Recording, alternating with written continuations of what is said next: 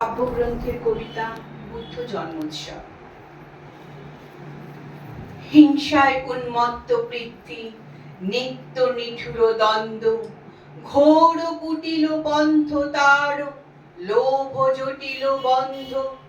নূতন তব জন্ম লাগি, কাতর যত প্রাণী, করত্রাণ মহাপ্রাণ, আনো অমৃত বাণী। বিকশিত কর প্রেম পদ্ম, চিরমধু নিঃস্বন্দ। শান্ত হে, মুক্ত হে, হে অনন্ত পুণ্য। করুণা ঘন ধরণী তল কর কলঙ্ক শূন্য।